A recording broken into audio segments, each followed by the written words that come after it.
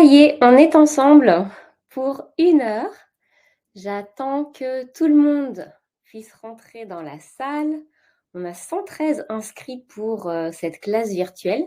Bon, j'imagine que beaucoup la suivront en replay et pas en live, mais j'espère qu'on sera quand même une petite vingtaine ou une cinquantaine pour qu'on puisse échanger, se poser des questions, réfléchir à cette question de l'épreuve de préparation d'un cours. Donc, je rappelle que cet atelier concerne les agrégatifs en langue vivante qui passent l'agrégation interne et que parce que cette épreuve n'est présente qu'à l'oral de l'agrégation interne et pas à l'oral de l'agrégation externe.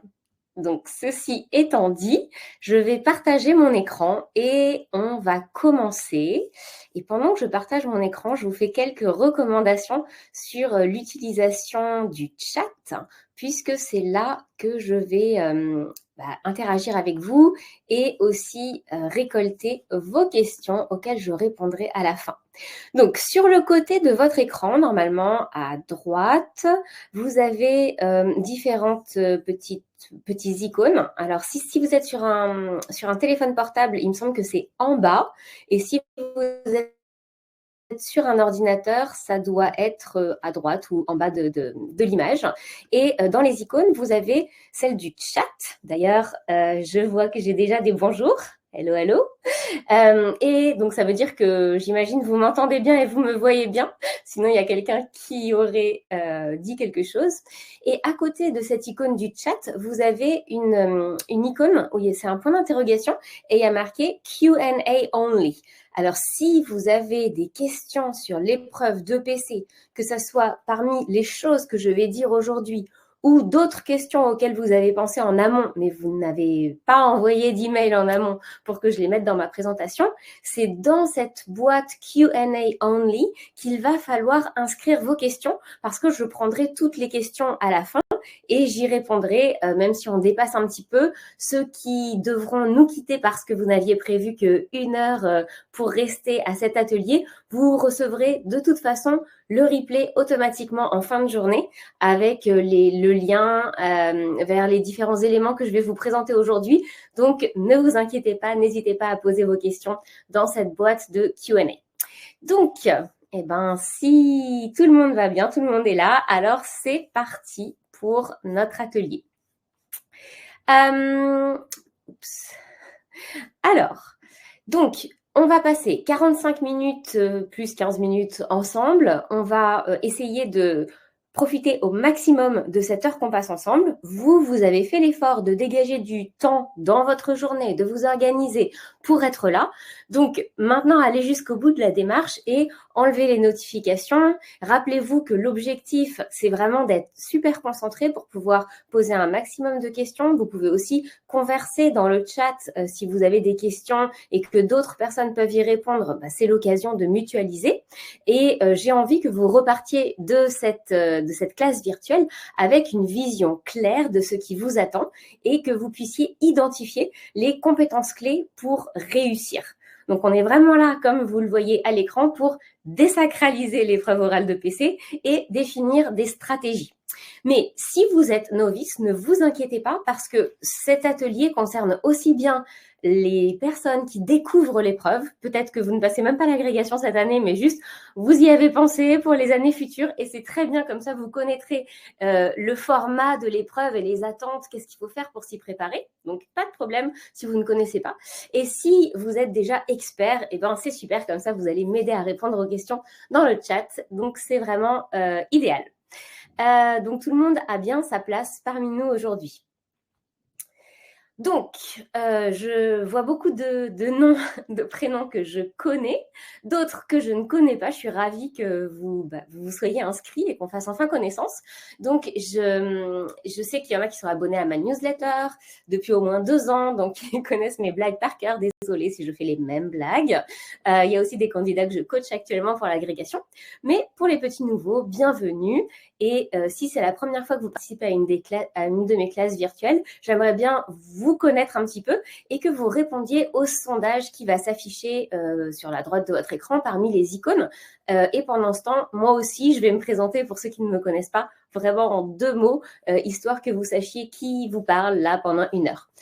Donc le sondage, normalement, vous allez le voir et ça va m'indiquer votre niveau de maîtrise selon vous.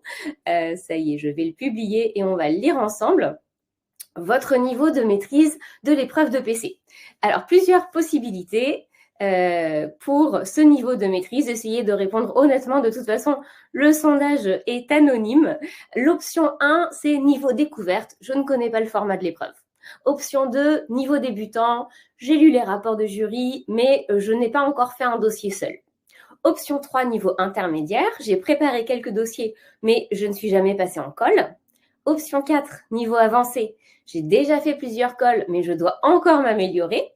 Et option 5, niveau expert. C'est bon, Marie, tu peux prendre une pause, je te remplace. Oh, il n'y a personne pour me remplacer aujourd'hui. Hier, j'ai quelqu'un qui s'est mis expert. Donc, n'hésitez pas, si vous êtes expert, à vous déclarer comme expert. Donc, pendant que vous répondez à ce sondage, que vous trouviez le bouton, je vous raconte un tout petit peu ce que je fais actuellement et pourquoi je suis là aujourd'hui. Donc, moi, j'ai eu l'agrégation externe et pas interne il y a 10 ans, tout pile, sans avoir fait d'études d'anglais. Donc, c'est l'agrég d'anglais. J'ai exercé en collège et en lycée. J'ai fait des formations aussi. Enfin, je suis devenue formatrice, d'abord pour le numérique, après tutrice, donc pour d'autres choses. Et ça fait 3 ans que j'enseigne à l'INSPE. J'enseigne la didactique, entre autres. Donc, c'est le PC, c'est ma spécialité. Et en parallèle, eh bien, j'accompagne les candidats à l'agrégation qui ressentent le besoin d'être coachés. Et en plus, cette année, comme j'avais un petit créneau de libre, j'ai accepté d'être jury au CAPES externe d'anglais. Voilà, donc comme vous le voyez, je ne m'ennuie pas du tout. Et puis là aussi, pendant les vacances, j'avais un petit créneau, donc j'ai organisé cette classe virtuelle. Hier, on a eu beaucoup de questions, beaucoup d'échanges, c'était vraiment riche. J'espère que ça le sera aussi aujourd'hui. Donc, je vous souhaite à tous une bonne classe. Donc, je regarde les réponses au sondage. C'est bien parce qu'il y a un petit peu de tout. 22% de découverte, 38% niveau débutant, niveau intermédiaire 16% et 22% avancé. Donc, voilà, un bon mélange. C'est parti pour la classe virtuelle. Alors, quelques remarques préliminaires. Avant de se lancer dans la présentation de l'épreuve, je voulais vous faire 3 remarques. La première, c'est les sources. Quelles sources j'ai utilisées pour vous présenter ces documents aujourd'hui? Tous les conseils que je vais vous donner aujourd'hui, ça vient soit de mon expérience auprès des candidats à l'agrégation, mais aussi auprès des candidats au CAPES à l'INSPE, parce que les épreuves de l'agrégation interne, elles sont très similaires en surface en tout cas, et pas d'un point de vue d'un niveau, mais sur le format, elles sont très similaires à celles du CAPES externe, ce qui fait que j'ai recueilli cette expérience auprès de ces 2 publics-là. Les sources, c'est aussi bien sûr votre Bible, comme c'est la mienne, ce sont les rapports de jury. Et puis, évidemment, j'ai plus que parcouru, j'ai étudié des ouvrages de didactique pour pouvoir vous présenter ça aujourd'hui. La deuxième remarque que j'avais à vous faire, c'est à qui s'adressent ces explications sur la préparation d'un cours. Donc, le public concerné, vous savez sans doute que je suis agrégée d'anglais, mais je travaille en étroite collaboration avec des professeurs d'autres langues vivantes. C'est pourquoi je sais que cette épreuve d'EPC, elle est quasiment la même, que vous soyez en anglais, en allemand, en espagnol, en italien. Et j'aimerais d'ailleurs savoir, je vais vous remettre un petit sondage pendant que je parle, qui est dans quelle matière. Reset poll. Alors, on y va pour le deuxième sondage. Hop, et vous allez me dire dans quelle matière, dans quelle langue vivante vous passez le PC. Ah, on a de la concurrence, hein, espagnol, anglais, espagnol. Pas d'allemand aujourd'hui, pas d'italien. Bon, sachez que de toute façon, ce contenu s'adresse à vous, que vous soyez dans n'importe quelle langue vivante, parce que j'ai assisté l'année dernière, par exemple, aux oraux d'espagnol, puisque c'était pas loin de Paris, c'était à Sèvres. Donc, je me suis rendu compte en assistant à l'épreuve de PC que c'était bien exactement la même chose qu'on avait en anglais, à part quelques mini différences que vous connaissez en fait si vous préparez déjà cette épreuve. Par exemple, en espagnol, la tâche de fin de projet et l'évaluation sommative, c'est séparé, alors qu'en anglais, on évalue la tâche finale. Donc, en fait, notre évaluation, souvent, c'est l'évaluation de la tâche finale. Mais c'est vraiment des mini différences, sachant que sur le principe, c'est la même chose et la didactique des langues, c'est la même dans toutes les langues. D'ailleurs, en parlant de public, eh bien voilà, ça y est, j'ai le sondage final, 13% d'Espagnols et 86% d'anglophones. Ok, c'est bon pour moi. Et alors, la troisième remarque que je voulais vous faire avant de commencer, ça concerne ma responsabilité. Parce que oui, je sais que parfois, la grecque, ça se joue à quelques centièmes de points. Ce qui signifie que tout ce que je vous dis, ça peut potentiellement avoir un impact sur votre note. Et ça, c'est un fait, je voulais vous le dire, que je ne prends pas du tout à la légère. C'est peut-être pour ça que j'ai mis aussi longtemps à sortir ma formation, alors que ça fait déjà 1 an qu'on me tanne pour le faire, mais parce que je savais que derrière, ça engage ma responsabilité en tant que formatrice, et je voulais vraiment m'assurer que tout ce que je vous dis, c'est des informations vérifiées, de qualité, et qui pourront que vous apporter des points supplémentaires pour cette épreuve. Donc, ma méthode, c'est aussi ma responsabilité. Et par contre, c'est une vision qui n'est pas forcément partagée par tous les formateurs. Donc là, je vous préciserai à chaque fois quand je vous dis des choses où je vous dis là, c'est ma méthode. Je ne l'ai pas appris dans un livre, c'est moi qui l'ai mise au point. Et non, ça, tout le monde s'entend pour dire que telle et telle chose sont vraies. Et je sais que vous êtes nombreux à suivre des formations de très haute qualité. C'est tout à fait possible que vous m'entendiez dire des choses qui sont contradictoires ou qui ne matchent pas complètement avec ce que vous avez appris en cours. Et là, c'est à vous de faire la part des choses. Je ne vous dis pas que votre prof a tort, c'est juste qu'on peut avoir une vision différente. Et d'ailleurs, c'est bien le problème actuel. Et je me rends encore plus compte maintenant que j'ai les réunions de jury au CAPES, c'est que les didacticiens ne sont pas d'accord entre eux.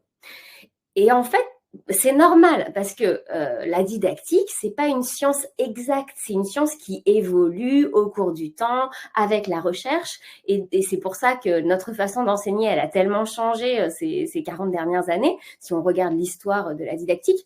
Donc, évidemment, vous allez peut-être vous trouver face à un jury qui ne partage pas les mêmes théories que le professeur que vous avez eu en formation ou que moi. Donc, j'essayerai de vous dire quand il s'agit de points sensibles sur lesquels tout le monde ne s'accorde pas ou quand tout le monde s'accorde sur ce point-là. Et enfin, pour moi, l'agrégation dans son ensemble, si vous lisez ma newsletter, vous êtes au courant que pour moi, c'est vraiment une question de stratégie. Cette épreuve, à mon sens, c'est-à-dire l'épreuve de préparation d'un cours, ne fait pas exception. Et c'est pourquoi j'ai développé ma méthode, ma stratégie que je vais vous présenter tout de suite. Avant de plonger dans l'épreuve, je vous explique la stratégie et après, on plonge dans l'épreuve. Moi, ma stratégie, elle est simple. Je pense qu'il faut viser le 10 sur 20 avec votre préparation, avec votre présentation, pardon, donc celle que vous allez faire devant le jury, et aller chercher les points au-dessus de la moyenne pendant l'épreuve d'entretien. Vous savez, ça dure 1 heure, 40 minutes de présentation, 20 minutes d'entretien avec le jury, et je vais vous expliquer comment j'en suis venue à cette conclusion. Donc, j'ai bien réfléchi quand même, après plusieurs années, et je me suis rendu compte qu'on était face à une double impossibilité. Ce n'est pas possible de viser l'exhaustivité en 3 heures de préparation en loge, et c'est pas non plus possible de tout dire sur un dossier en 40 minutes. Donc, il faut faire des choix stratégiques. Il faut aller à l'essentiel en loge, tout comme pendant la présentation devant le jury, ce qui implique de faire des coupes, mais évidemment, on ne va pas les faire n'importe comment.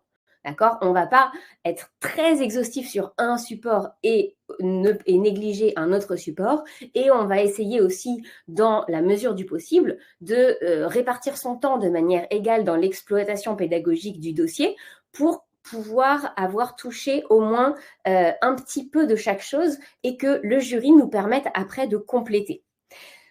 J'espère que vous me suivez toujours. Je vais vérifier en faisant un petit tour, passer une tête dans le chat. Est-ce que ça va toujours? Est-ce que au niveau de la stratégie, pour l'instant, vous me suivez même si vous n'êtes pas encore convaincu? Si vous pouvez me mettre un petit oui ou un petit pouce. Je ne vois ni oui ni pouce. Je vais prendre ça pour un oui. Il y a un émoticône qui permet de mettre des emojis. Ah, Isabelle me dit oui. Tout à fait. Ah, ouf. Ok, je suis rassurée. Donc, je reviens à mes moutons. Hop. Donc, l'objectif, c'est une présentation incomplète sur le fond, mais complète sur la forme. Alors, je répète pour bien ancrer le truc. L'objectif pendant cette épreuve de préparation d'un cours, c'est de faire une présentation, votre présentation de 40 minutes, qui va être complète sur la forme. Donc, on va passer par toutes les étapes que je vais vous présenter juste après dans ma fiche méthodologique, mais incomplète sur le fond parce que nous sommes d'accord qu'on ne peut pas tout dire. Et parce que le jury ne vous posera pas de questions sur la partie que vous n'avez pas terminée. Si vous vous arrêtez avant la fin, il revient toujours sur ce que vous avez effectivement dit. Il part d'un élément de votre présentation et il vous demande de compléter ou modifier. Bon, généralement, il utilise le mot ajuster pour être un peu moins direct quand vous avez fait une erreur, mais il ne va pas vous dire « Oh, vous n'avez pas eu le temps de présenter la mise en œuvre du dernier document? Qu'auriez-vous fait pour le dernier document ?» Non, ça, c'est pas possible. Parce que lui, sa consigne, c'est de revenir sur des choses qui ont déjà été dites. C'est pour ça que c'est vraiment très, très important de privilégier le fait de faire une présentation qui soit formellement complète, où vous êtes passé par toutes les étapes obligatoires. On va prendre un exemple concret pour que vous puissiez mieux visualiser.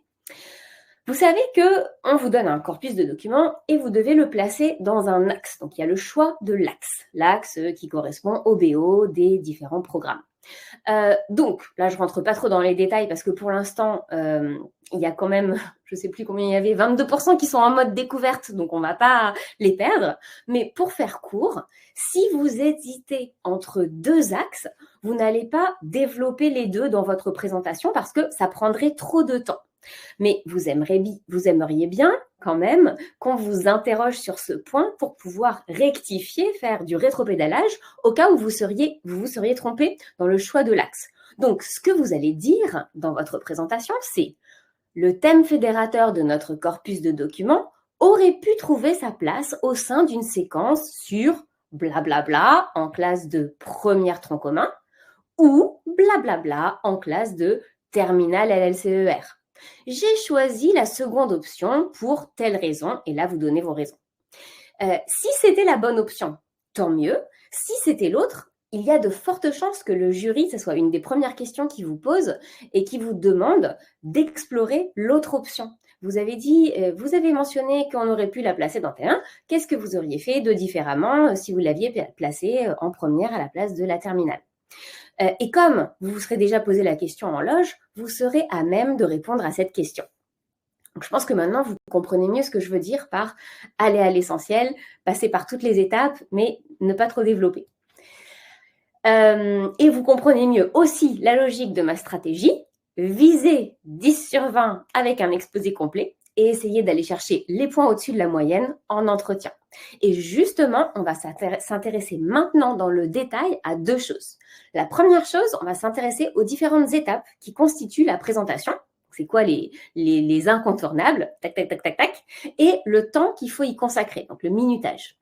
Et puis la deuxième chose, on va s'intéresser aux critères d'évaluation du jury. Alors, je n'ai pas eu accès au barème parce que c'est ultra confidentiel, que même si j'y avais eu accès, je n'aurais pas eu le droit de vous le donner. Mais grâce à des recoupements entre les rapports de jury, entre différentes sources, j'ai pu retrouver, grâce à une source qui se reconnaîtra, un rapport de jury qui n'est plus sur le site de la SAES, dans lequel il était stipulé tous les critères d'évaluation et je les ai recroisés avec d'autres données.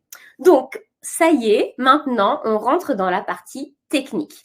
Et pour vous faciliter la tâche, je vous ai préparé des fiches méthodo que vous allez pouvoir télécharger depuis votre téléphone ou votre ordinateur. Et si vous n'arrivez pas à les télécharger maintenant, vous les recevrez par email à la fin.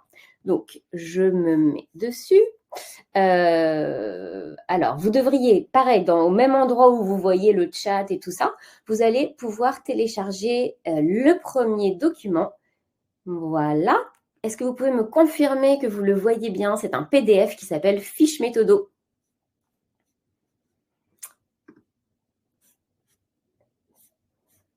super la stratégie. Merci Anne-Catherine. Donc, c'est super intéressant. Yay! Ok, donc yes, Aude m'a dit qu'on voyait bien le document, donc vous allez pouvoir le télécharger. Alors là, c'est vraiment la version ultra compacte de la fiche méthodologique, mais ça vous permet quand même de suivre. Donc, je vais vous présenter l'épreuve et ce que je vous propose de faire, c'est de suivre en même temps sur le fichier PDF que je vous mets dans le chat. Ça s'intitule donc fiche méthodo.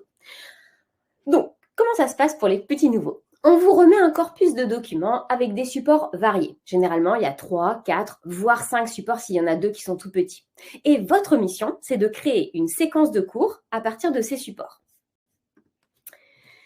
Dans un premier temps, vous allez dégager le thème fédérateur du support et voir comment les documents présentent ce thème. C'est ce qu'on vous demande de développer dans la partie 1 qui s'appelle la partie l'analyse universitaire. Puis, vous allez changer de casquette, enlever la casquette universitaire et mettre votre casquette de professeur, expert, et on veut voir votre capacité à analyser des documents dans le but de les exploiter en cours avec les élèves, ce qui est différent de la première partie où là, on veut voir un technicien expert de sa matière. Et enfin, donc la deuxième partie, potentiel didactique. Et enfin, dans la troisième partie, vous allez bâtir une séquence de A à Z autour de ce thème fédérateur que vous aurez décelé et avec, à l'appui, les documents que l'on vous propose. Et ça constituera votre troisième partie et dernière partie que l'on appelle la mise en œuvre. Donc, le temps à respecter pendant la présentation, c'est-à-dire devant le jury. Analyse universitaire, 10 minutes. C'est très court. Potentiel didactique, 10 minutes. Très court. Mise en œuvre, 20 minutes. Très court. Donc 40 minutes et c'est assez, même quand on est bien préparé, c'est quand même relativement court pour réussir à finir, d'où l'importance de s'entraîner. Trouvez-vous un binôme de travail et entraînez-vous. Ce temps qui est recommandé, ça reflète aussi le nombre de points alloués à chaque partie. Même si on n'a pas le secret là, de la grille, on sait à peu près que c'est ça. D'où l'intérêt de finir, parce que sinon, forcément, vous ne pouvez pas cocher la case, donc vous n'avez pas les points. Donc, voici le temps à respecter, en tout cas ce que je vous conseille, pour la préparation de chaque partie en loge. Analyse universitaire, 1h15, potentiel didactique, 45 minutes, et mise en œuvre, 1 heure. Évidemment, ce temps, il est variable d'une personne à une autre, mais les candidats bien entraînés, ils arrivent généralement à respecter ce timing. Et même si, donc ce n'est pas un timing à prendre stricto sensu, d'autant plus qu'il y a des gens qui vont aller très vite sur la première partie et beaucoup moins sur la deuxième, ou l'inverse. Et puis, il y a aussi des étapes que l'on peut faire simultanément. Ça fait partie des astuces que je vous enseigne dans ma formation EPC Step by Step, où je vous montre comment moi, je fais en même temps une partie de l'analyse universitaire et une partie du potentiel didactique, puisque dès que je découvre les documents, j'inscris tout de suite dans mon tableau de potentiel didactique les éléments facilitateurs, les obstacles et les leviers. Comme ça, ça me fait gagner du temps. Et puis, point de vigilance, le passage qui, à mon avis, est le plus délicat, c'est de trouver la tâche finale. Parce que la tâche finale, c'est un point central. Tout va découler de la tâche finale que vous aurez choisie. Donc, c'est vraiment un point sur lequel on doit s'attarder. Et il ne faut pas essayer de faire très compliqué. D'ailleurs, vous allez voir tout à l'heure, je reviendrai sur ce point avec les commentaires du jury. Donc, il ne faut pas faire trop compliqué parce qu'il faut choisir quelque chose qu'on maîtrise, dont on maîtrise le déroulement, les différentes modalités pour pouvoir bien connaître ça et pas essayer d'inventer une tâche finale le jour J. Ne faites pas ça.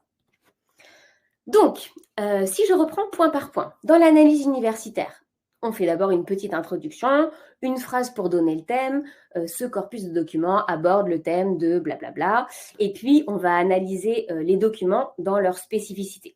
Ce qu'il faut voir, c'est que l'introduction, elle doit durer 2 minutes, et après, si vous avez 4 documents, étant donné que je vous ai dit que c'était 10 minutes, ça fait 2 fois 4, 8, plus 2, 10, donc ça fait que 2 minutes par document. C'est très court. Donc là, 2 options s'offrent à vous. Soit vous faites une analyse universitaire thématique. Donc, vous dites les 3 grands thèmes et à l'intérieur de chaque thème, vous expliquez comment les documents s'opposent, se complètent, etc. À l'intérieur de chaque thème. En fait, c'est un peu comme une dissertation si on le prend comme ça. Mais moi, je vous recommande de faire une analyse linéaire, c'est-à-dire d'expliquer votre analyse universitaire document après document. Pourquoi? Parce que en termes de temps, c'est beaucoup plus facile. Et pour le jury, quand il prend des notes, c'est aussi beaucoup plus facile de s'y retrouver quand vous ne mélangez pas les documents. Et en fait, vous allez juste dire dans les transitions en quoi le premier document est opposé, complémentaire, etc., contraste, différence de point de vue ou résonne avec les autres documents. Donc, je vous conseille la deuxième solution, mais c'est possible de faire les deux. Dans la deuxième partie du potentiel didactique, eh bien là, on va choisir l'axe, donc la thématique, le niveau, les compétences, expliquer tout ça pour ce dossier, comme vous le feriez quand vous préparez vos cours. Vous allez également trouver une problématique de la séquence en langue cible, et ça fait partie des choses importantes qu'il faudra marquer soit en rouge, soit entouré, soit mettre des petits post-it. Je ne sais pas si j'en ai ici. Non, je les ai d'habitude, donc des tout petits post-it marque-page pour que quand on vous demande de revenir sur ça, vous puissiez facilement retrouver où vous avez marqué votre problématique, parce que si vous avez 15 feuilles de brouillon, vous avez envie de pouvoir retrouver très très rapidement la problématique et la tâche finale, parce que c'est sûr et certain que pendant l'entretien, on va vous interroger sur la problématique et la tâche finale. Enfin, la tâche finale, c'est sûr, la problématique, pas sûr, mais en tout cas, il faudra la marquer. Et puis, donc bien sûr, dans cette partie de potentiel didactique, il y aura votre tâche finale, et vous aurez également présenté les objectifs de la séquence, donc les objectifs linguistiques, culturels, pragmatiques, sociolinguistiques et éducatifs. Et puis, vous allez expliquer l'ordre des documents, pourquoi vous avez choisi d'étudier d'abord ce document et ensuite celui-ci, en justifiant à chaque fois. Il n'y a pas de... Tout ce qui est dit dans les rapports de jury, c'est tout est possible, du moment que c'est justifié. Et ça, il faut vraiment le garder comme règle d'or quand vous étudiez un dossier, c'est qu'il n'y a pas de bonne ou mauvaise réponse. Il n'y a pas de bon ou mauvais niveau de classe. C'est vous qui allez justifier et grâce à vos justifications, ça va en faire la bonne réponse. Et enfin, la mise en œuvre. Oui, la mise en œuvre, ça dure 20 minutes et vous allez expliquer comment vous feriez pour exploiter ces documents en classe. Il y a 2 points de vigilance sur la mise en œuvre. Le premier point, c'est marqué dans tous les rapports de jury, c'est éviter la fiction de cours. La fiction de cours, c'est de faire je vais dire ça, les élèves vont dire ça, et je vais dire ça, et les élèves vont dire ça. Et donc ça, c'est de la fiction de cours. Je grossis largement le trait. Donc, c'est pas ça qu'il faut faire, en fait. Et le deuxième point de vigilance sur la mise en œuvre, c'est la terminologie. J'ai déjà entendu dans l'école des personnes qui confondent le mot étape et le mot séance. Parce que normalement, nous, quand on fait des cours, on parle d'une séquence et qu'à l'intérieur de la séquence, il y a des séances. Donc, c'est comme ça qu'on s'exprime en général.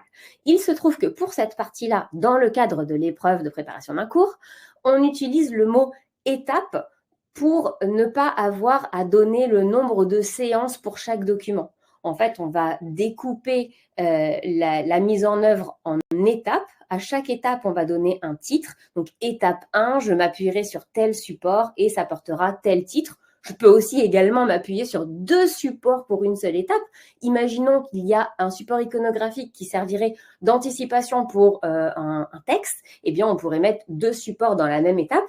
Mais il faut bien avoir conscience que le mot étape, c'est un terme spécifique à cette épreuve-là, où ça veut dire ce qui se tient un seul support, enfin un seul thème.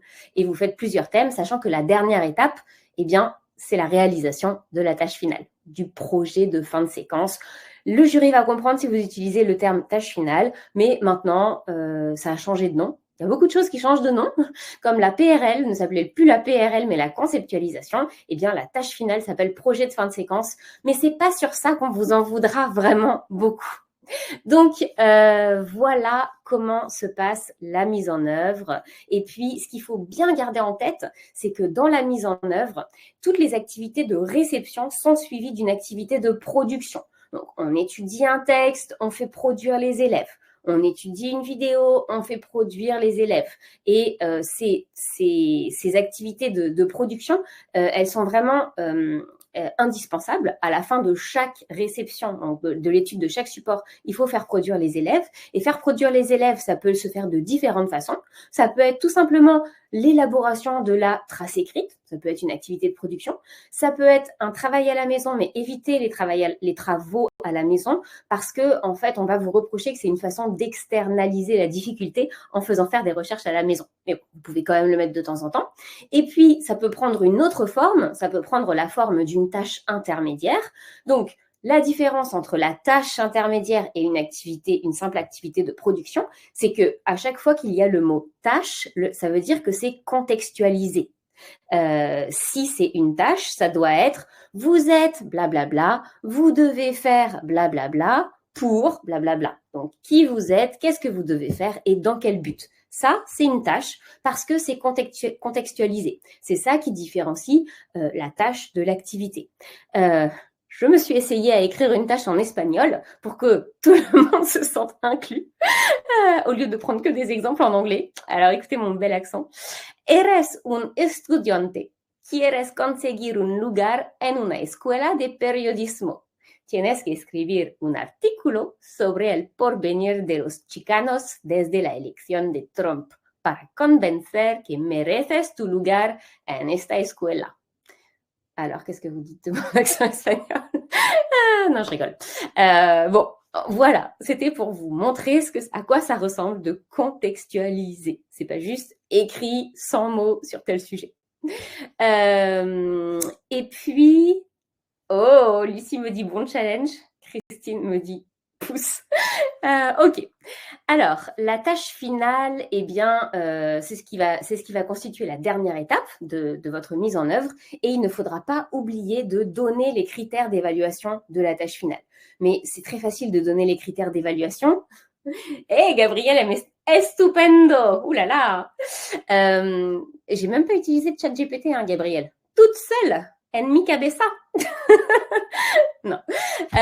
Donc, qu'est-ce que je vous disais? Je me suis perdue. Oui, qu'il ne faut pas oublier de donner les critères d'évaluation de la tâche finale, mais que c'est très facile à trouver parce qu'en fait, les critères d'évaluation, c'est le miroir des objectifs que vous vous êtes fixés. Vous vous rappelez la partie potentiel didactique. Dans cette partie, vous allez définir les objectifs de la séquence et logiquement, ces objectifs, eh bien, ça sera les mêmes. Vous allez les transformer en compétences pour que les élèves soient capables de réaliser la tâche finale. Donc, si vous n'avez pas le temps de les rédiger, c'est pas grave, vous prenez la partie objectif et vous remplacez le mot objectif par compétence. Donc, l'objectif linguistique devient la compétence linguistique. Et donc, évaluer la tâche finale, ça va être à quel degré la compétence linguistique est-elle atteinte. Donc, vous voyez, c'est exactement la même chose, on transpose. Encore une petite astuce que je voulais vous donner aujourd'hui. On en est où sur le temps? 14h32. Ouh, il faut que je me dépêche pour pouvoir répondre aux questions. Donc, je sais que ça fait beaucoup d'informations d'un seul coup. C'est pas évident comme épreuve, mais ça demande de l'entraînement. Et je vous assure que vous pouvez le faire en développant des bons réflexes. Et maintenant, j'aimerais qu'on passe en revue les critères d'évaluation du jury. On ne va pas tous les lire. Je vais vous donner, tout comme pour la fiche méthodo, je ne vais pas tout lire. Je vous donne la fiche. Vous pourrez l'étudier plus précisément chez vous. Mais on va en lire quelques-uns ensemble. Pourquoi on va le faire ensemble? Parce que, alors déjà, je vais vous la mettre, hop, et après, je vais vous dire pourquoi on le fait ensemble. Parce que c'est la partie que je kiffe le plus, traduire le rapport du jury, qui est un peu indigeste, un peu nébuleux, un peu perché, en quelque chose de simple, compréhensible, avec des mots normaux, et surtout qui n'est pas trop ambitieux parce que sinon les candidats se mettent la pression. Alors ça y est, à la place de partager la fiche méthodo, je vous ai partagé les critères d'évaluation. C'est au même endroit normalement. J'ai l'impression que c'est en train de se partager. Donc vous pouvez me confirmer dans le chat si vous les avez bien. Ouais. Ok. Assez d'accord quand tu dis qu'ils sont perchés. Oups, j'espère qu'il n'y a pas de membres du jury parmi les présents à la classe virtuelle. Non, mais je pense qu'en plus, ils seraient d'accord avec moi, s'ils étaient vraiment honnêtes avec eux-mêmes. OK, donc on passe aux critères d'évaluation du jury avec mon décrypteur de critères d'évaluation. Voilà, c'est parti. Alors, oui, une chose que j'ai oublié de dire, c'est que il faut garder en tête, quand on va examiner ces critères, pourquoi est-ce qu'on les examine? C'est parce que le jury, il a besoin de cocher des cases. Là, je vais être jury du CAPES, là, hein. J'ai besoin de cocher des cases pour mettre les points. Moi, je suis tout à fait d'accord, je veux bien cocher autant de cases que vous voulez, mais il faut me prouver que je suis capable, que j'ai le droit de cocher la case, parce que quelqu'un d'autre va aussi faire une correction de la même copie, et s'il n'a pas coché la case et qu'on a trop de points de différence, ben, peut-être que je vais me faire fâcher. Donc, pour montrer au jury qu'il peut cocher sa case, il faut parfois ne pas être trop subtil ou penser que le jury va comprendre que vous êtes en train de cocher telle ou telle case. Il faut parfois lui montrer ou lui dire, en utilisant certains mots-clés, que vous êtes bien en train de cocher la case. Alors, critère numéro 1. Pour chaque critère, je vais vous demander de participer dans le chat et de me dire 1, 2 ou 3. Donc, vous utilisez les chiffres 1, 2 ou 3. Donc, pour chaque critère, on va se poser une première question qui va être à quelle partie ce critère fait référence. Donc, la partie, c'est soit 1, analyse universitaire, 2, potentiel didactique, 3, mise en œuvre. D'accord? La deuxième question qu'on va se poser ensemble, c'est quels sont les mots-clés? Bon, là, je vous ai mis les mots-clés en orange sur chaque slide, donc je ne vais pas vous faire participer parce que, a priori, j'ai identifié les mots-clés. Et la troisième question qu'on se pose quand on lit un critère, c'est concrètement, que peut-on faire pour atteindre l'objectif, pour cocher la case? Donc, on n'aura probablement pas le temps de faire tous les critères que j'ai prévu d'examiner, mais on va en faire 5 ou 6 pour s'entraîner ensemble. Donc, critère numéro 1, yes, je vois que des bonnes réponses dans le chat, c'est effectivement, ça fait référence, donc je le lis pour ceux qui nous écoutent juste en audio et qui n'ont pas la vidéo, je vais devoir lire chaque critère pour que tout le monde puisse suivre. Donc le critère numéro 1, c'était « Le candidat a-t-il procédé à une analyse concise, à la fois fine et pertinente du dossier ?» Ça correspond donc à la partie analyse universitaire. Les mots-clés, c'est concise, donc il faut aller droit au but, pas de paraphrase inutile quand on présente les documents, et il faut respecter le timing de 10 minutes, 12 minutes grand maximum. Je vais vous donner un exemple de paraphrase ou d'informations inutiles et non contextualisées que j'ai pu trouver. Alors, c'était pour introduire un texte qui était issu d'un roman. La première édition du roman a été publiée en 2003, mais la version mise à notre disposition a été publiée en 2004 par la maison d'édition Black Swan. OK. Et donc, where is la valeur ajoutée? Donc là, on s'en fiche. Dans cette phrase, il y a 0 valeur ajoutée. Parce que la maison de publication, la date, tout ça, si ce n'est pas contextualisé, eh ben, c'était pas la peine de le dire. Voilà, je pense que là, j'ai vraiment grossi le trait, mais c'est pour que vous vous en rappeliez. Et puis, la deuxième partie, donc dans les mots-clés, c'était « il faut que ça soit à la fois fine et pertinent ». Donc, il faut bien choisir ces exemples. Il faut en sélectionner peu, mais faire une analyse approfondie. Je vais vous donner un autre exemple qui est dans le dossier que j'ai traité dans ma formation EPC Step by Step. Donc, j'ai traité un dossier de A à Z en me filmant pour que vous voyez par quelle étape je passe pour traiter un dossier et quelles sont les interrogations, comment est-ce que quand je me pose plusieurs questions, comment je choisis. Donc, j'ai verbalisé tout ce que je faisais pour que vous puissiez, par mimétisme, reproduire ça. Donc, dans le dossier que j'ai traité, il y avait un des thèmes du dossier, c'était l'anthropomorphisme. Et il y a un documentaire animalier qui porte sur une scientifique qui a enseigné le langage des signes à un gorille pendant 40 ans, je crois, ou 20 ans, je ne sais plus. Et pendant le documentaire, il y a un gros plan, un gros zoom sur la tête du gorille et on plonge dans ses yeux. Et donc là, l'effet que ça fait sur le spectateur, c'est qu'il est en train, évidemment, d'avoir des sentiments et il a un regard un peu triste, alors que si ça se trouve, il pense juste à ce qu'il va manger comme banane ou à rien. Peut-être qu'il pense à rien, j'en sais rien. Je ne suis pas spécialiste des gorilles. Mais en tout cas, ce que je voulais dire, c'est que pour parler du thème, je suis en train de dire, oui, donc nous avons dégagé le thème de l'anthropomorphisme. D'ailleurs, pour exemple, dans le document audiovisuel, il y a le gros plan et le zoom sur le regard pour blablabla. Bla, bla, bla, bla. Donc, en fait, ici, qu'est-ce que j'ai fait? J'ai pris un exemple, un seul, que je vais développer, un exemple qui a bien attrait à la nature, à la spécificité du document et qui va me servir de preuve comme quoi il y a bien ce thème dans ce document-là. Et ça, c'est ce qu'on vous demande de faire dans votre analyse universitaire.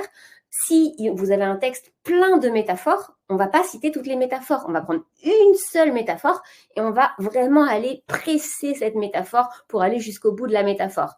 Et moi, ce que je vous conseille, c'est de donner 2, 3 exemples maximum. Vous savez que vous n'avez que 2 minutes par document.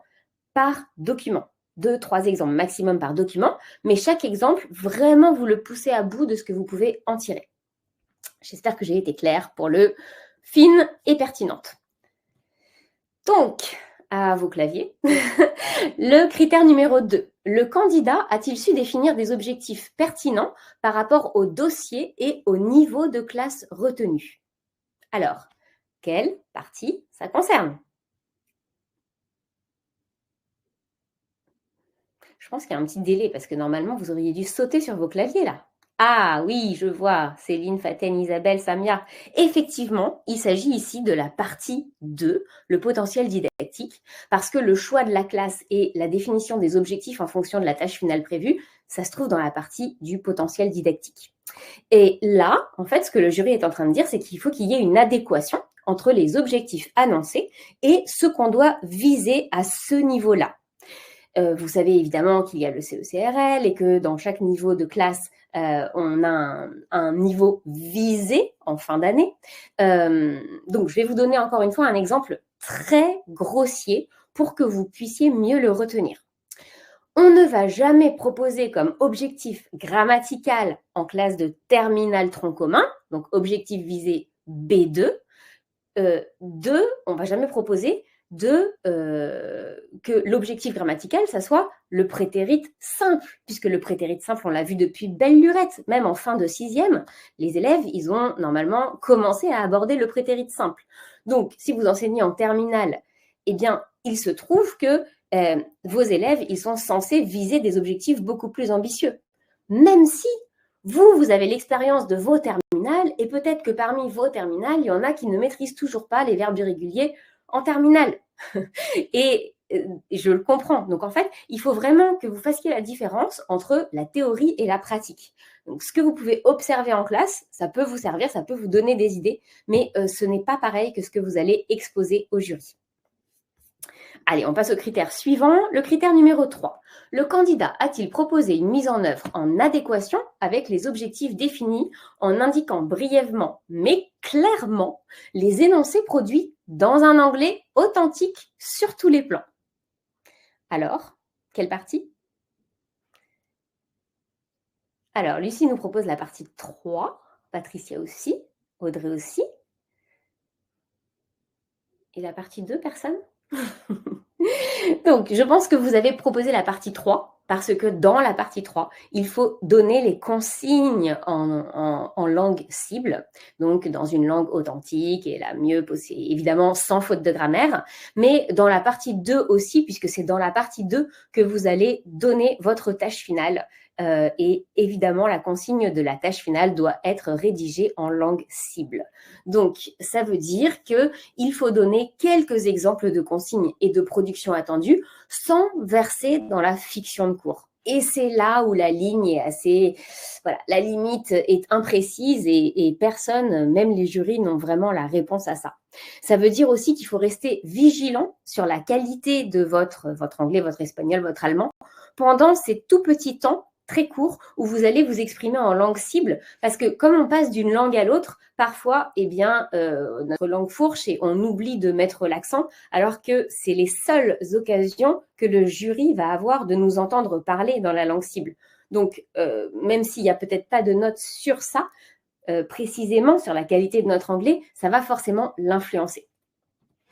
Alors, critère numéro 4. Le candidat a-t-il cherché à intégrer des activités, qu'il s'agisse de l'acquisition de connaissances ou du développement des compétences et des outils méthodologiques? Alors, ici, il s'agit de la partie 3. Et pourtant, ça devient un peu nébuleux. J'avoue que moi-même, j'ai 2 interprétations possibles pour ce critère numéro 4 de ce que le jury a voulu dire. La première interprétation, c'est que le jury fait référence aux activités de production, quand il dit le mot activité, les activités de production qui suivent les phases de réception. C'est celle dont je vous ai parlé tout à l'heure. Vous savez, ces activités de transfert qui permettent à l'élève d'utiliser ce qu'il vient d'apprendre en termes de compétences et de connaissances et de les réutiliser tout de suite pour les mettre en pratique. Donc, c'est la première possibilité. Soit le jury fait référence aux stratégies d'accès au sens, puisqu'il parle de l'acquisition de connaissances et d'outils méthodologiques. Donc, ici, qu'il parle de l'un ou de l'autre, de toute façon, les deux sont importants, mais comme quoi, parfois, les critères que l'on peut trouver ou les conseils que l'on peut trouver dans les rapports de jury ne sont pas toujours très explicites, même quand on est très au fait de la terminologie de la didactique. Critère numéro 5. Le candidat a-t-il fait preuve d'un savoir-faire de véritable praticien en proposant des activités variées, efficaces, adaptées aux objectifs et créatives? Alors là, vraiment, c'est là où je dis qu'il pousse un peu loin le bouchon. Donc moi, je vous ai mis en rose ce qu'il faut prendre avec des pincettes pour éviter de ne pas se sentir à la hauteur, parce que moi, je lis ça. Je n'aurais pas du tout envie d'aller passer devant le jury, donc de pas tout prendre au pied de la lettre et de garder seulement ce qui est essentiel. C'est pour ça que j'ai mis un savoir-faire de véritable praticien en rose, parce que les licornes et le Père Noël n'existent pas, donc ne vous mettez pas la pression. Et j'ai gardé activités variées, efficaces et adaptées. Et en revanche, j'ai écarté le créatif pour les mêmes raisons que précédemment, mais aussi parce que vous n'êtes pas tous, il y en a qui le sont parmi nous, mais vous n'êtes pas tous concepteurs de manuels et vous n'avez pas le temps, le jour J, d'inventer une tâche finale. Donc, vous n'allez pas prendre quelque chose de trop créatif, vous allez prendre quelque chose de balisé, de quelque chose que vous maîtrisez. Donc, ça ne va pas être forcément créatif et ce n'est pas grave. En revanche, là où vous avez un levier, un effet de levier, c'est sur les mots variés, efficaces et adaptés. Et pour ça, je vais vous donner des exemples. Comment appliquer la consigne variée? Eh bien, on peut varier les modalités de travail, individuel, à deux, en groupe, en classe entière, en demi-classe, etc. Comment appliquer la consigne efficace? Eh bien, en explicitant pourquoi cette modalité de travail que vous avez choisie, elle est plus efficace qu'une autre modalité de travail. Je vais vous donner un exemple, c'est la modalité de travail en binôme qui s'appelle, en anglais, s'appelle le Think, Pair, Share, en espagnol, no sé, como se llama. Mais en tout cas, le Think, Pair, Share, c'est qu'on demande aux élèves de réfléchir à une question d'abord individuellement, ensuite, ils partagent leurs trouvailles avec leur binôme, et puis ensuite, en tant que binôme, un des deux se fait le rapporteur pour la mise en commun avec toute la classe. Donc, pourquoi est-ce que cette modalité est plus efficace? Elle est plus efficace parce que dans une heure de cours, si on ne fait que des prises de parole une personne à la fois, il n'y a que 50 minutes dans un cours, donc ça fait à peine 50 minutes de parole en anglais. On divise par le nombre d'élèves, ça fait à peine 1 minute de pratique de l'anglais ou de l'espagnol en cours. Donc ça ne va pas. C'est pour ça qu'on met les élèves en binôme, pour qu'ils puissent échanger en langue cible pendant plus longtemps, de manière synchrone, toute la classe en même temps. Et comme ça, toute la classe se met en bouche, pratique la langue cible. Et en plus de ça, cette activité de Think, Pair, Share, elle peut aussi permettre aux élèves les plus en difficulté de bénéficier de l'expérience de l'autre personne qui va lui expliquer ses stratégies, comment il ou elle a réussi à accéder au sens. Et puis, il y a aussi le fait que eh bien, nous, on peut circuler dans la classe et donc apporter notre aide aux élèves encore plus en difficulté. Donc, vous voyez, et puis ça m'amène à en troisième point, c'est comment proposer des activités adaptées, comment appliquer la consigne des activités adaptées, eh bien, en proposant de la différenciation pédagogique. Mais bien sûr que tout ça, les 3 choses que je vous ai proposées, là, les options, on ne va pas le faire pour chaque activité, pour chaque séance, parce que ça serait beaucoup trop. Comme je vous ai dit, on n'a pas le temps de faire tout ça. Mais en fait, ce qu'on va faire, c'est qu'on va saupoudrer. Il suffit de le faire une fois pour montrer qu'on connaît la technique, qu'on sait faire, qu'on sait que ça existe, et ça suffit. Et si le jury veut vous faire d'autres choses, eh bien, il vous le proposera pendant l'entretien. Est-ce que je prends un dernier critère avant de... Bon, ça, je vais y répondre pendant les questions parce que je suis quasiment sûre que j'aurai une question sur ça. Le candidat a-t-il démontré une maîtrise technique dans la façon de solliciter les élèves autrement qu'en posant des questions? Donc ça, c'est le gros sujet sensible. Le sujet sensible, c'est les questions en WH, autrement dit, les questions évaluatives, ou en tout cas que les jurys jugent évaluatives, que l'on pose aux élèves pour exploiter un document. Donc ça, je vais peut-être en parler plutôt dans la séance de questions-réponses, mais d'abord, je vais aller voir si vous m'avez mis beaucoup de questions. Alors, il y a peut-être des questions auxquelles j'ai déjà répondu. Ah non, ça va, il n'y a pas trop de questions. Très bien. Ok. Alors, c'est quoi ma prochaine slide ? Oui, donc il y a peut-être des questions auxquelles j'ai déjà répondu pendant ma présentation. Et il y a aussi, la plupart du temps, les questions que vous allez me poser, les réponses sont dans la formation que je propose et que je vous avais dit que je vous présenterai aujourd'hui. Donc, c'est une formation qui s'appelle EPC Step by Step. Et on va aller faire un tour dans l'interface très rapidement pour que je vous montre à quoi ça ressemble. Alors, hop. Ça doit être ça. Yeah, c'est ça. Normalement, vous voyez mon nouvel écran. Oui. Donc, dans cette formation, comme je vous l'ai dit tout à l'heure, j'ai vraiment beaucoup réfléchi pour savoir comment je pourrais vous donner le maximum d'informations sans que ça soit overwhelming, voilà, trop, sans que ça soit trop. Donc, aller à l'essentiel, mais en même temps, donner beaucoup d'astuces, de détails. Et donc, ce que j'ai choisi de faire, c'est de traiter un dossier de A à Z et de me filmer. Et évidemment, j'ai fait du montage pour que vous ayez le moins d'attente possible et beaucoup d'accélération quand je suis en train de taper à l'ordinateur pour que ça ne vous prenne pas trop longtemps à regarder. Mais vous voyez que dans cette formation, on trouve d'abord, évidemment, une petite vidéo de bienvenue où je vous explique comment fonctionne la plateforme. Je mets à votre disposition des outils, des templates, des tableaux pour que vous n'ayez pas à aller chercher les informations. Parce que ce qui est pénible, ce qui est chronophage, et c'est ce qui m'a pris beaucoup de temps, c'est d'aller chercher dans les BO, dans les rapports de jury, sur Eduscol, toutes les informations. Donc moi, j'ai tout pris et j'ai tout regroupé au même endroit. Et quand il a fallu faire des sites spéciaux, j'ai créé le site pour que vous puissiez naviguer facilement. Donc, je vous ai mis tous les templates, les sites, comme ça, vous n'avez plus qu'à suivre le chemin et à remplir. Et ça vous entraîne à utiliser toujours le même modèle. Ensuite, dans le module 1, traitement d'un dossier pas à pas, vous voyez qu'il y a vraiment toutes les étapes que je viens de vous décrire aujourd'hui. Découverte du corpus, comment je fais, analyse universitaire, potentiel didactique, les objectifs, mise en œuvre, étape 1, étape 2, étape 3, dernière étape, c'est la tâche finale.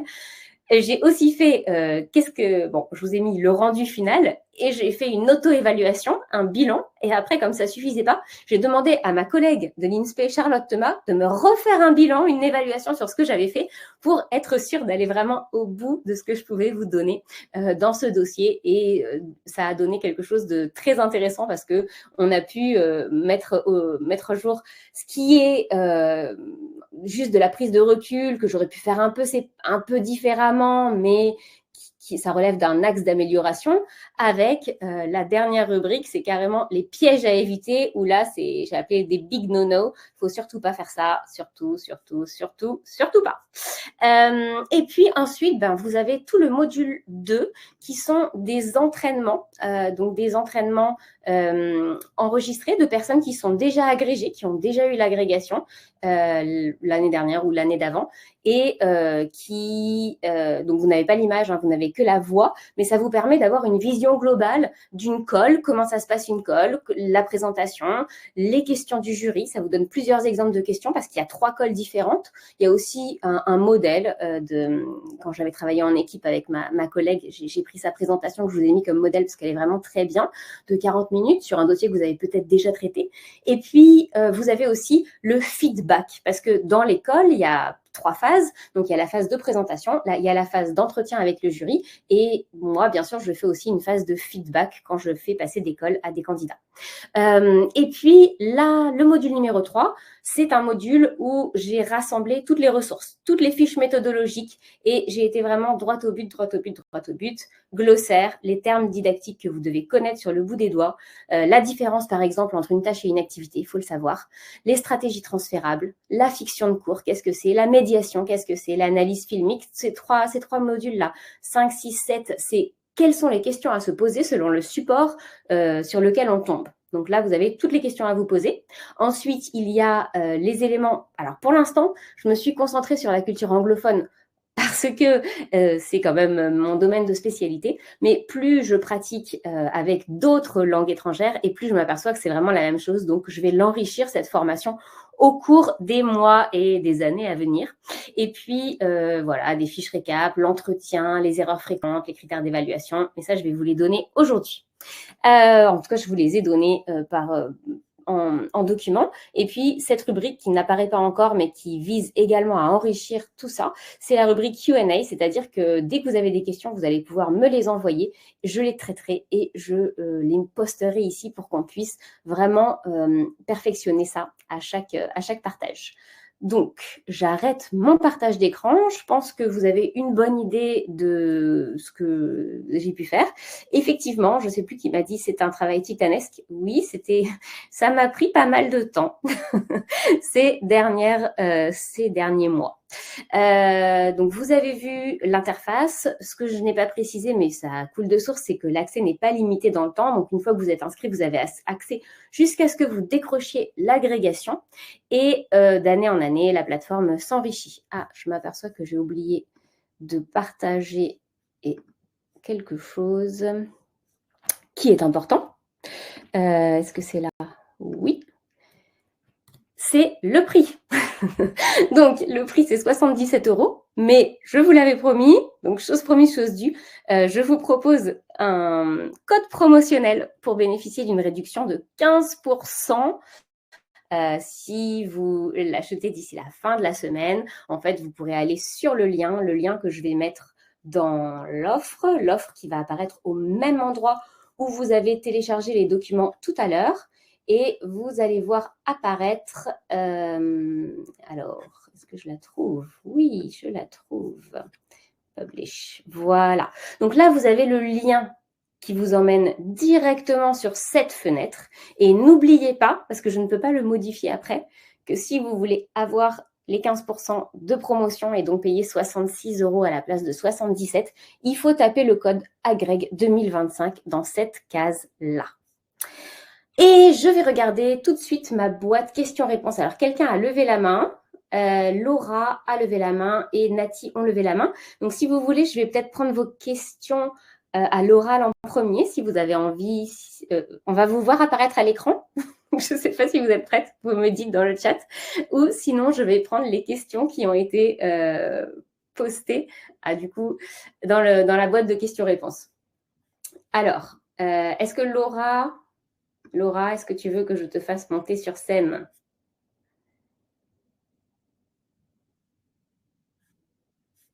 Réponds-moi. En attendant, je réponds aux autres questions. Alors, combien de temps faut-il allouer à la préparation de la partie analyse académique et à sa présentation? Alors ça, je pense, Samia, tu l'as vu, j'ai répondu hein, au fil de la présentation. Il faut allouer environ 1h10 à l'analyse des documents en loge et après 10 minutes, 12 minutes maximum de présentation. Question d'Anne-Catherine, 3 heures de préparation, 1h15 max. Ah ouais, elle t'a répondu en fait. Question from Eve. Alors, from Eve, toute l'épreuve se fait-elle en français? Oui, effectivement, la totalité de l'épreuve se fait en français. Question d'Anne-Catherine, oui. Alors en fait, j'avais une assistante, je ne savais pas. J'avais une assistante dans le chat qui va répondre à toutes vos questions. Sauf la problématique et les consignes données aux élèves, mais ça, vous l'avez compris pendant le déroulé. Question de Marion. Toute activité doit être suivie d'une activité de production. Doit-on favoriser les tâches intermédiaires ou les activités ou maintenir un équilibre et recourir aux deux?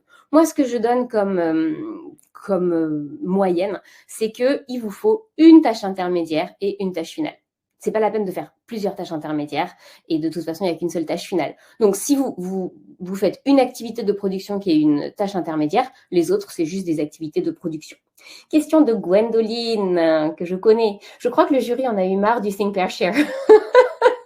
Ouais, j'avoue, c'est pas. Je sais que ça a été très à la mode pendant un temps, et il est possible, si c'est le même jury, qu'il en ait un peu marre d'entendre ça. Mais je pense que surtout ce dont le jury c'est pas qu'il en a marre, mais c'est qu'il en a marre d'entendre des recettes toutes faites. Il en a marre d'entendre des candidats qui vont dire Think, Pair, Share, mais qui ne vont pas expliquer ce que c'est. Alors qu'en réalité, si vous dites au jury, on mettra les élèves en binôme, ils vont réfléchir à cette question individuellement, puis partager leurs trouvailles. Vous êtes en train d'expliquer le Think, Pair, Share, vous n'avez juste pas prononcé ce mot-là. Alors effectivement, peut-être que je me passerai de prononcer ce mot-là. C'est une bonne remarque, Gwendoline. Question d'Aude. Marie, aurais-tu un conseil d'ouvrage didactique à lire où les RDJ plus les programmes plus tous tes conseils sont suffisants? Alors, Aude, premièrement, je te recommande ma formation qui est vraiment très complète. Mais autrement, si tu préfères le papier que la formation en ligne, tu peux utiliser l'ouvrage de Pascal Bouvet. Tu sais, c'est un ouvrage qui est marketé, qui est destiné aux élèves qui passent le CAPES, mais en réalité, à l'intérieur, les connaissances sont les mêmes pour celle de l'agrégation interne. Ça s'appelle Réussir l'épreuve de EAD, c'est épreuve écrite appliquée, didactique, bon, quelque chose comme ça. C'est l'épreuve que je prépare, mais je n'ai pas. Est-ce que je l'ai sur moi? Je l'ai peut-être. Oui, c'est celui-ci. Donc voilà, si tu préfères du papier, tu as un gros bouquin comme ça qui t'attend. Sinon, eh bien, je te recommande ma formation. Ensuite, question de Jamila. Pour la tâche finale, les RDJ suggèrent de ne pas guider trop. J'ai tendance à mettre tous les attendus linguistiques. Exemple, vous n'oublierez pas d'utiliser le present perfect. Est-ce déjà trop de guidage? Je suis en collège. Si je ne le précise pas, les élèves ne le font pas systématiquement. Je pense que on ne peut pas vous le reprocher. C'est que peut-être vous perdez du temps si vous donnez tout ce guidage-là. Normalement, dans la tâche finale, dans l'énoncé de la tâche finale, non, ce n'est pas la peine. Dans l'énoncé de la tâche finale, c'est pas la peine de mettre les attendus linguistiques, puisque l'énoncé de la tâche finale, c'est une tâche contextualisée, donc on ne parle pas de linguistique, on parle d'un but à atteindre, de quelque chose à faire, on ne parle pas de comment on doit le faire. Donc vous pouvez le mettre dans les critères d'évaluation de la tâche finale, mais pas dans la tâche finale. Alors, je ne sais pas si j'ai répondu à votre question, mais en tout cas, vous pouvez me répondre sinon. Question de Aude, tu as répondu à ma question, tu as tout compilé, oui. Question de Cécile. Marie, est-ce que tu pourrais nous donner des exemples de questions qui sont posées en entretien? Et oui, alors j'en ai déjà une question qui est quasiment sûre qu'on va vous poser. C'est pourquoi vous avez choisi si vous n'avez pas assez bien justifié dans la présentation pourquoi vous avez choisi telle ou telle classe, et est-ce que vous auriez pu le mettre dans un autre axe ou dans un autre thème. Ça, il pose très souvent cette question-là. Après, très, très, très souvent, le jury va essayer de vous faire vérifier ou infirmer, généralement c'est plutôt infirmé, enfin, il va vous faire voir par ces questions que vos objectifs ne collent pas avec la tâche finale et ce que vous avez travaillé pendant la séquence. Par exemple, vous avez annoncé que vous alliez travailler sur je sais pas, le passif et je ne sais quoi d'autre, et puis dans la tâche finale, eh bien, le passif n'est pas employé par les élèves. Et en fait, ça, c'est une erreur. Et le jury, c'est quelque chose qu'il va systématiquement vérifier, c'est l'adéquation des objectifs avec ce que vous avez travaillé pendant la séquence et ce qu'il y a dans la tâche finale. C'est pour ça que je vous disais que la tâche finale est aussi importante, parce que c'est de là que tout découle. Donc, quand j'ai un texte, je pourrais, à partir de ce texte, traiter n'importe quel objectif. Il y a sûrement plein de faits de langue dans un texte. Il peut y avoir la façon dont on va s'exprimer à propos du texte. Donc, si ça se trouve, le fait de langue, il n'est même pas dans le texte, mais il est quand on va s'exprimer. Imaginons que c'est un article d'opinion. Si nous, on veut prendre position, eh bien, ou si on veut l'interpréter, on va utiliser la modalité épistémique qui ne sera pas dans le texte. Ou bien si on veut prendre position ou donner des conseils ou dire non, they shouldn't say that, it's unfair ou des choses comme ça. Quand on va réagir par rapport au texte, on va utiliser des faits de langue qui sont probablement pas dans le texte. Donc ça, il faut bien voir que le fait de langue n'est pas forcément dans les documents que l'on vous présente, mais il peut être pour parler de ces documents par rapport à la tâche finale que vous proposez.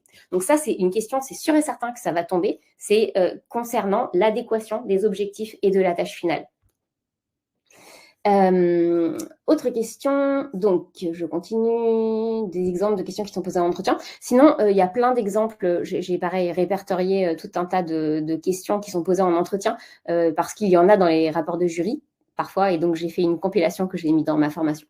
Question from Kimberly. Faut-il parler des séances pour chaque étape ou simplement des objectifs, des étapes et des activités pour y parvenir? Il faut juste parler des étapes. On ne parle pas des séances. On dit juste le mot étape. Étape 1, on étudiera tel document, blablabla, suivi d'une production et au cours suivant, une activité de rebrassage, j'en sais rien, mais on ne va pas parler des séances. Session 2026 égale nouveau programme. Yes, nouveau programme en 2026. Et ça, c'est justement une question à laquelle je voulais répondre parce qu'on me l'a souvent envoyé par email. Les nouveaux programmes qui vont sortir, parce que pour l'instant, ils sont seulement à l'état de projet, ils ne sont pas encore finalisés, ils ne seront valables que pour la session 2026, mais pour l'instant, on n'a pas besoin de les connaître. Sachant que leur lecture peut quand même vous aider à comprendre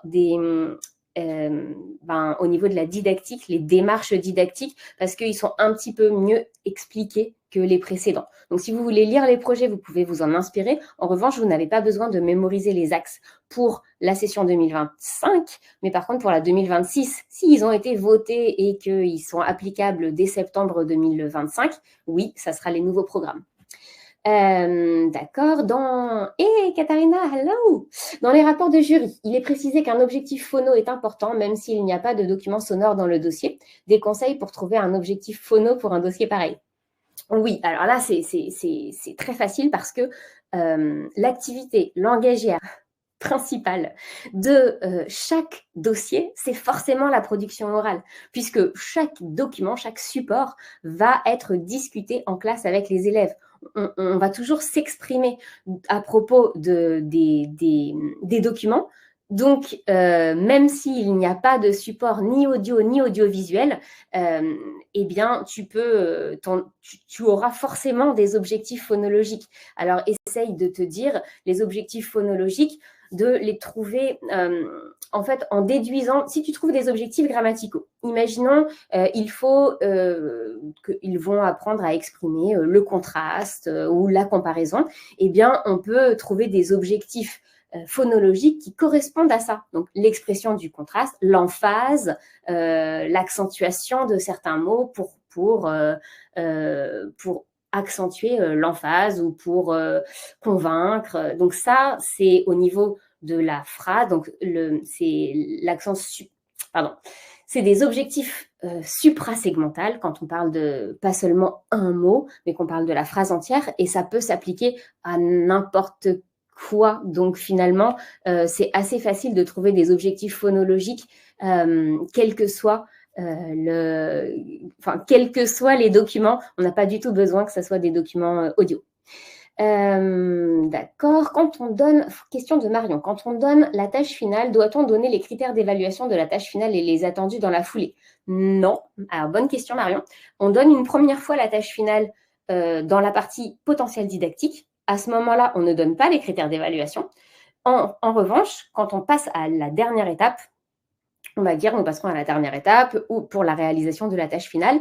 Et là, on va donner les critères d'évaluation de la tâche finale, si c'est une tâche finale évaluée, parce qu'en espagnol, par exemple, c'est pas forcément évalué.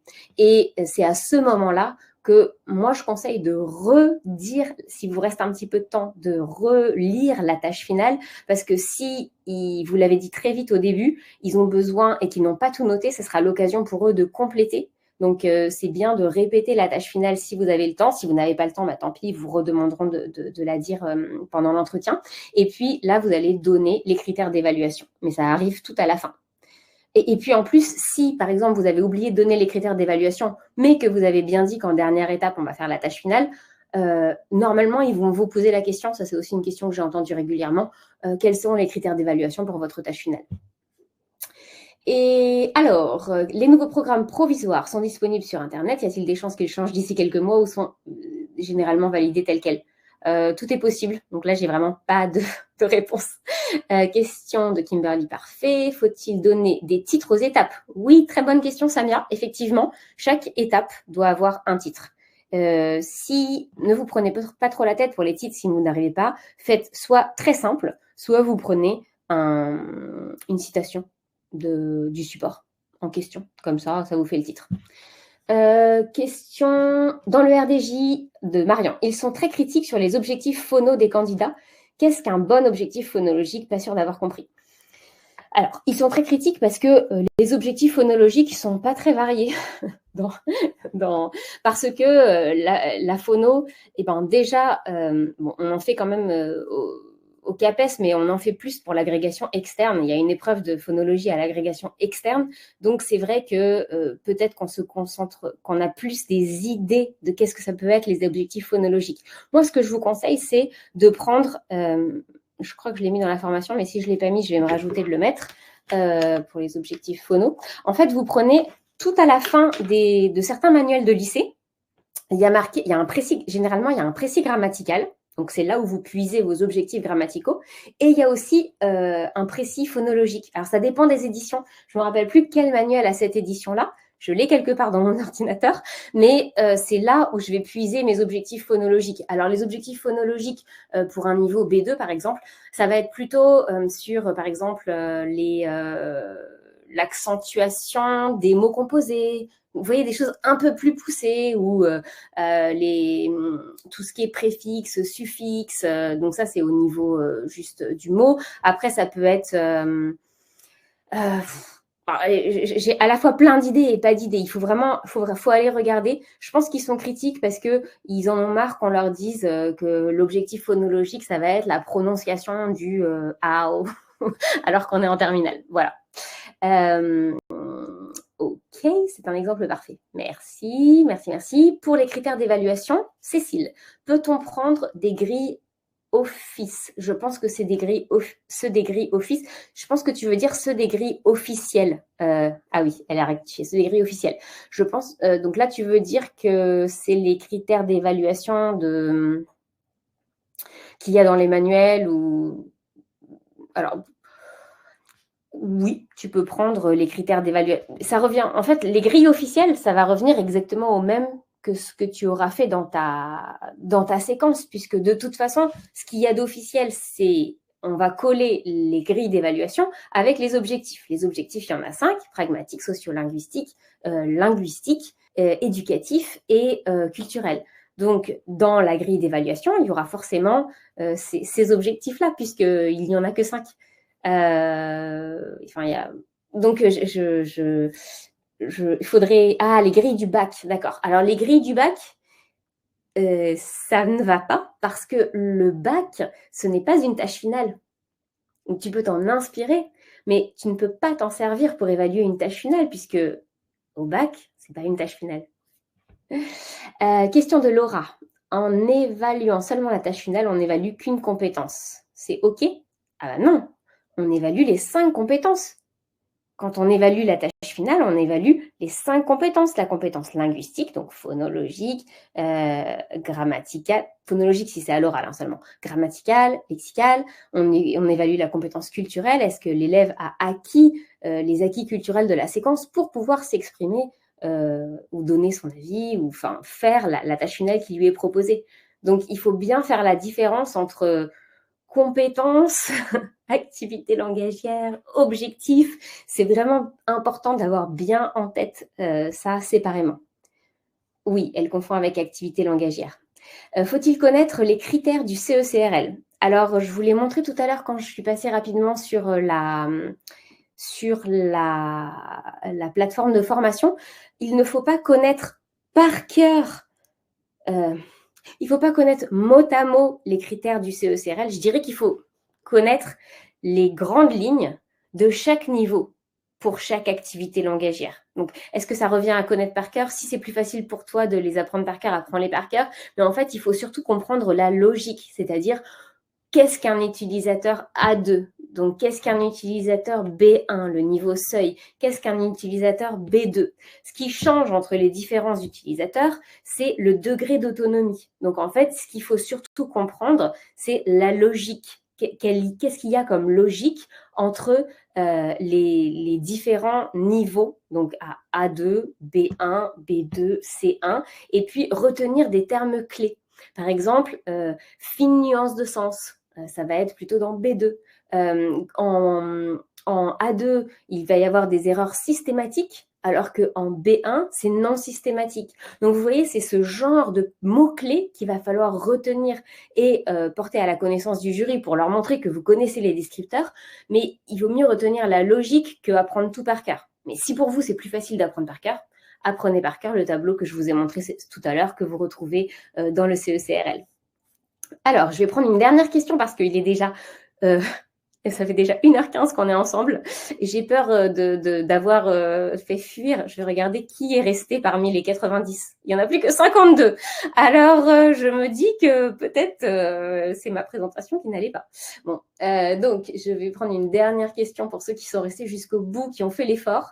Et après, on va clôturer. Donc, faut-il connaître les programmes de collège? Alors, ça dépend si c'est en anglais, non. Parce qu'en anglais, on tombe que sur des dossiers de lycée. Il me semble qu'en espagnol, techniquement, on peut tomber sur un dossier de collège, mais que c'est aussi majoritairement des dossiers de lycée. L'attestation de langue, question de Cindy, je vois pas. Question de Laura, nanana. Ah oui, pardon, je suis revenue en arrière. Dans la tâche finale, on évalue toutes les compétences présentées. Eh bien, on évalue toutes les compétences qu'on s'est donné comme objectif. Oui. Question de Laura, c'est quoi les objectifs éducatifs? Les objectifs éducatifs, c'est ceux qui correspondent au parcours. Donc, il y a 4 parcours. Il y a le parcours citoyen, le parcours à venir. Donc, c'est ce qui parle de l'orientation. Le parcours citoyen, c'est quand on parle de la laïcité, être citoyen, prendre du recul, etc. Donc, parcours citoyen, parcours à venir, parcours santé et parcours histoire de l'art. Donc, c'est ces 4-là, les objectifs éducatifs. Thank you, Kimberly. No, it was great. Ok, donc je vais m'arrêter là parce que je pense que j'ai assez abusé de votre temps. Et puis, si vous avez d'autres questions, eh bien, n'hésitez pas à m'écrire. Et si vous voulez creuser le sujet et avoir tout au même endroit, n'hésitez pas à vous inscrire à ma formation. J'ai vraiment fait le maximum pour que ça soit simple, limpide, facile pour vous et que voilà, vous ne vous perdiez pas dans tout un tas d'ouvrages. Ok, donc au revoir à tout le monde. N'hésitez pas à... Je crois qu'il y a des étoiles à la fin. Il me semble qu'il y a un écran avec des étoiles. Mettez-moi des 5 étoiles, s'il vous plaît. Ça me ferait plaisir. C'est juste pour ça. Muchas gracias. Oh, de nada. Donc, à bientôt. Et ah oui, j'ai oublié de vous dire un truc, c'était pour l'école, mais c'est pas grave. Si vous voulez passer des cols avec moi ou avec ma collègue Charlotte Thomas, on fait également passer des cols. Je peux vous mettre le lien, ou je vous mettrai plutôt les coordonnées et les liens pour accéder à mon calendrier de rendez-vous directement dans le mail avec le replay et les différents documents. Voilà, bonne fin de journée. Au revoir.